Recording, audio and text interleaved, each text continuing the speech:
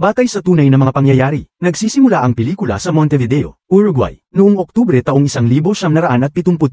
Ang rugby team ng Old Christians Club ay kasalukuyang nasa isang matinding laban sa kanilang mga kalaban. Isa sa mga batang manlalaro, si Roberto, ay agarang kinuha ang rugby ball at tumakbo ng may determinasyon. Hindi pinapansin ang sigaw ng kapitan at mga veteranong manlalaro na ipasa ito. Dahil dito, siya ay natakal ng kabilang koponan at natalo sila sa laban. Bagamat matindi ang pagkatalo ng Old Christians Club, nananatiling masigla ang mood sa locker room. Ang mga manlalaro ay sabik na naghihintay sa nalalapit nilang laban sa Chile. Itinuturing ang biyahe sa ibang bansa bilang isang kapanapanabik na pakikipagsapalaran. Sa sumunod na eksena, ang eroplano ay lumipad mula Uruguay nang walang problema. Sakay ang 45 pasahero, kabilang ang 5 tripulante, 19 na manlalaro mula sa Old Christians Club rugby team, at ang iba pa ay pamilya at mga kaibigan. Kabilang sa mga pasahero sina Numa, Roberto, Nando, Gustavo, Daniel Fernandez Straub, Diego Storm, Enrique Platero, Adolfo, Faito, Straub, at Eduardo Straub. Ang tagapagsalaysay ng pelikula, si Numa, ay nag-aaral ng abogasya at sumama sa biyahe kasama ang kanyang mga kaibigan. Malalaman din na ang tatlong Straub, sina Daniel, Faito, at Eduardo, ay magpipinsan. Maayos ang lahat hanggang sa kalagitnaan ng biyahe. Nagpipicture ang mga pasahero sa isa't isa, at masaya ang kabuuang atmosfera, lalo na sa mga kabataan. Gayunpaman, biglang nagbago ang panahon habang papalapit ang eroplano sa bulubundukin ng Andes. Ipinaliwanag ng isang manlalaro na ang mainit na hangin mula Argentina ay sumasalubong sa malamig na hangin mula sa bundok, na nagdudulot ng epekto ng paghatak at bahagyang pag-uga ng eroplano. Ang ruta ng paglipad ay nangangailangan ng pag-iwas sa mataas na bundok, sa pamamagitan ng pagdaan sa isang medyo mababang daanan sa pagitan ng dalawang taluktok.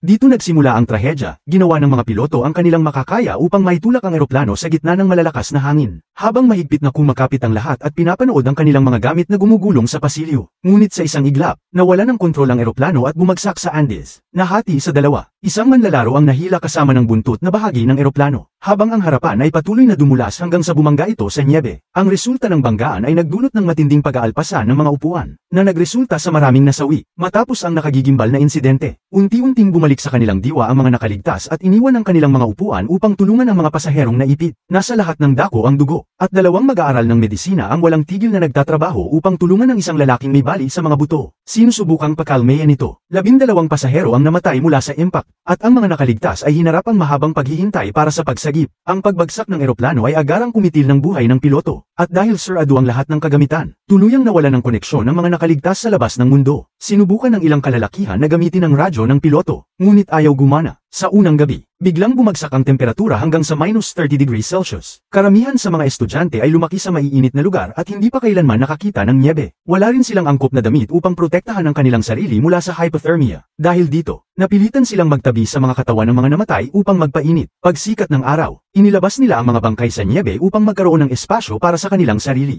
Matapos ayusin ang lahat, nagkaroon sila ng munting merienda mula sa mga natirang pagkain sa mga malalampasan nilang maletang hindi nasira. Pinagplanuhan nilang tipirin ang pagkain upang tumagal ito ng mas matagal. Samantala, naging balita ang pagkawala ng Uruguayan Air Force Flight 571. Dahilan upang magsimula ang mga autoridad ng paghahanap. Paminsan-minsan, naririnig ng mga nakaligtas ang mga eroplanong dumadaan sa itaas. Ngunit dahil sa lokasyon ng crash site, imposibleng makita ito mula sa himpapawid. Halos natatakpan ng makapal na nyebe ang lahat ng nasa lupa, at ang mahirap na anggulo ng pinangyarihan ng insidente ay nagiging dahilan kung bakit hindi makita ng mga rescue plane ang mga nakaligtas o ang wasak na eroplano. Determinado sa paghahanap ng tulong, nangolekta ang mga nakaligtas ng mga debris at bumuo ng isang krus sa lupa. Sa ikatlong araw matapos ang pagbagsak, nagising si Nando, na nawala ng malay, bagamat nasa napakasamang kalagayan ang kanyang katawan. Gumapang siya papunta sa kanyang kapatid na babae, na nasa masama ring kalagayan. Nang tanungin niya ang kanyang mga kaibigan tungkol sa kanyang ina, malungkot nilang sinabi na pumanaw na ito. Labis na nasaktan si Nando sa balitang ito, ngunit wala na siyang lakas upang umiyak ng maayos. Habang abala ang iba pang kaibigan sa paggawa ng cruise, narinig nila ang isang eroplanong dumadaan. Sinubukan nilang magpakitang gilas gamit ang salamin upang magbalik ng liwanag ng araw at patuloy na sumisigaw upang makatawag pansin. Napansin ng ilan ng mga pakpak ng eroplano na tila kumakampay, na maaaring tanda na sila ay nakita. Ngunit sa sumunod na araw, narinig nila ang isa pang eroplano, ngunit masyado itong malayo, na nagpapakita na ang paghahanap ay nasa ibang lugar. Sa kanilang pagsusumikap na mabuhay, sinubukan ni Numa at tatlong iba pa na hanapin ang buntot ng eroplano sa kabilang panig ng bundok. Naniniwala silang may mga baterya doon na maaaring magamit para makabuo ng kuryente. Gumawa sila ng goggles gamit ang basag na salamin at balat mula sa upuan ng eroplano at nagsimula sa kanilang ekspedisyon. Ngunit nang makarating sila sa kalagitnaan ng bundok, napansin nilang hindi makita ang kanilang bumagsak na eroplano mula sa malayo dahil sa kumikislap na nyebe. Napagtanto nilang imposible para sa mga rescue plane na makita sila mula sa himpapawid. Kaya bumalik sila sa crash site na halos wala ng pag-asa. Habang tumatagal, unti-unting nauubos ang pagkain ng grupo. Dahil walang hayop o halaman sa paligid, sinubukan nilang kumain ng lumot mula sa bato. Ngunit ito ay napakapangit ng lasa. Dahil sa desperasyon, sinabi ni Nando na handa siyang kumain ng mga bangkay kung kinakailangan, na naging sanhi ng pagtatalo sa grupo. Ang ilan ay naniniwala na ito ang tamang gawin dahil nagsisimula ng magbalat ang kanilang balat at naging itim na ang kanilang ihi dahil sa impeksyon at malnutrisyon. Ngunit ang iba naman ay naniniwala na ang kanibalismo ay isang kasalanan at hindi nila dapat isaalang-alang ang ganitong hakbang. Sa huli, nagpasya silang maghanap muna ng iba pang paraan upang makakuha ng pagkain. Sa kasamaang palad, sa ika-8 araw, pumanaw ang kapatid na babae ni Nando dahil sa gutom at kanyang mga sugat. Labis itong ikinalungkot ni Nando dahil nawala na rin sa kanya ang kanyang ina at kapatid. Habang tumatagal, inabot ng mga bagyo ng nyebe ang mga nakaligtas, dahilan upang maghanap sila ng masisilungan sa mga debris ng eroplano. Sa ika-11 araw, naging mas matindi ang gutom na nararamdaman nila. Dahil dito, tuluyan nilang tinanggap ang desperasyon at nagpasya silang kumain ng laman ng tao. Pinangunahan ng mga Straub na magpipinsan ang maingat na paghawak sa sitwasyon. Maingat nilang kinuha ang karne mula sa mga katawan habang tinatago ang pagkakakilanlan ng mga ito. Pinatuyuin nila ang ilang karne sa ilalim ng araw upang mas maging katanggap-tanggap itong kainin. Isang araw, natuklasan ng grupo ang isang bagong malita at nakakita ng radyo sa loob nito. Sa paanuman, nagawa nilang paganahin ang radyo. Umaasang makakarinig ng balita tungkol sa isang operasyon ng pagsagip. Gayunpaman, naglaho ang kanilang pag-asa nang matuklasan nilang lahat ng mga misyon ng paghahanap ay itinigil na. Sa susunod na tagpo, si Numa at 2 pang kasama ay nagpasya muling hanapin ang buntot ng eroplano. Nang marating nila ang isa pang lugar ng pagbagsak, natuklasan nila ang mga bangkay ng marami nilang kaibigan. Sa kanilang pagbabalik, hirap silang kumilos ng mabilis dahil sa matinding hangin na halos nagpapahirap sa paghinga. Ngunit sa kabila ng lahat ng balakid, nagawa nilang harapin ang matinding bagyo at nakaligtas. Sa ika-17 araw, sinalubong ng grupo ang isang bagyo na tumagal ng 5 araw. Dahil dito, napilitan silang samilong sa loob ng eroplano, kung saan ginugol nila ang karamihan ng oras sa pagkukwento upang mapataas ang morale. Bigla, isang avalanche ang naganap at inilibing ng malalim ang eroplano sa ilalim ng nyebe.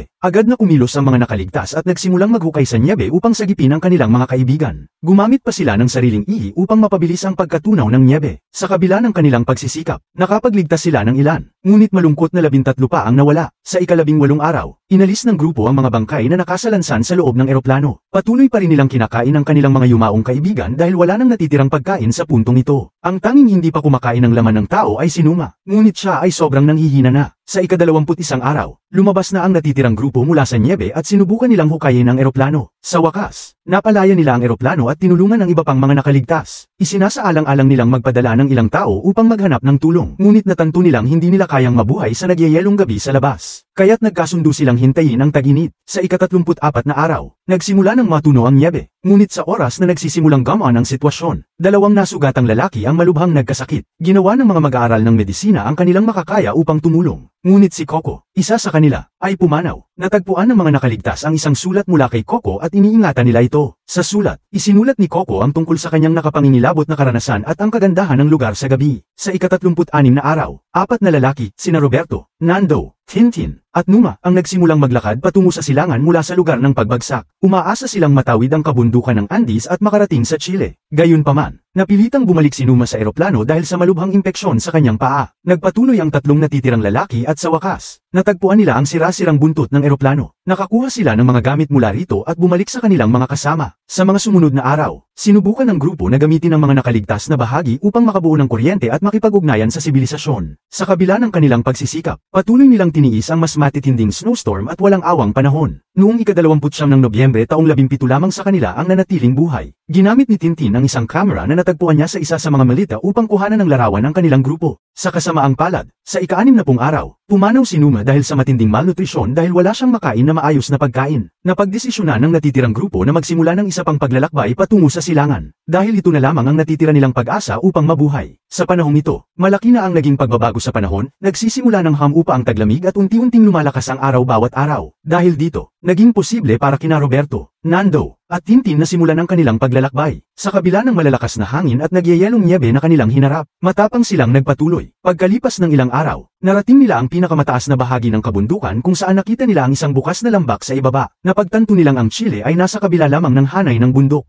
at siguradong makakahanap sila ng tulong doon. Gayunpaman, dahil kulang na ang pagkain para sa lahat. Voluntaryong bumalik si Tintin sa lugar ng pagbagsak. Nagpatuloy sina Roberto at Nando sa kanilang paglalakbay. Hinarap ang maraming pagsubok sa daan, ngunit pinaalalahanan ng kanilang mga sarili na sila lamang ang pag-asa ng kanilang mga kaibigan, kaya't kailangan nilang magpatuloy. Pagkalipas ng ilang araw ng matinding paglalakad, nakarating sila sa isang ilog na may inuming tubig. Nakakita rin sila ng isang butiki, senyales na may nabubuhay na organismo sa lugar. Bigla, may nakita silang isang tao mula sa malayo na nakatitig sa kanila. Nagmadali silang sumigaw para humingi ng tulong, ngunit hindi sila marinig ng lalaki dahil nasa kabilang panig ito ng ilog, kaya't naghagis ito ng papel at panulat, na ginamit ng dalawa upang agad magpakilala at ipaliwanag ang kanilang kalunos-lunos na kalagayan. Nang matanggap ng lalaki ang papel, nabigla ito at agad na tumakbo pabalik sa nayon upang humingi ng tulong. Ipinaalam niya sa mga autoridad ng Chile, at ang hukbo ay naglunsad ng isang malawakang operasyon ng pagsagip. Kalaunan, bumalik ang parehong lalaki sa ilog at inihatid ang gutom na mga lalaki pabalik sa nayon. Doon, binigyan sila ng pagkain, at agad silang kumain ng masaya, ang unang pagkakataon nilang makakain ng maayos sa napakahabang panahon. Hindi nagtagal, dumating ang mga pulis at media upang kunin ang kwento ng kanilang milagrosong kaligtasan. Mabilis na kumalat ang balita sa radyo, at narinig ito ng natitirang mga nakaligtas na naiwan sa lugar ng pagbagsak. Napuno sila ng pag-asa nang malaman nilang may paparating na tulong. Sa malaking pag-asam, naghanda ang mga kalalakihan upang magmukhang maayos hanggat maaari. Nagbihis sila at inayos ang kanilang buhok. Alam nilang ang kanilang mga mukha ay makikita sa mga pahayagan sa buong mundo. Sa wakas, dumating ang mga helicopter ng pagsagip na nagbigay daan upang ang karamihan sa kanila ay mapaiyak sa tuwa. Isa-isa silang sumakay sa chopper at dinala sa pinakamalapit na lungsod. Sa kanilang pagdating, masiglang sinalubong sila ng kanilang mga magulang na matagal nang naghihintay sa kanila. Kalaunan, inihatid sila sa ospital para sa masusing medikal na pagsusuri. Libu-libong tao ang nagtipon sa labas upang makita ang mga bayani. Sa kabuuan, 16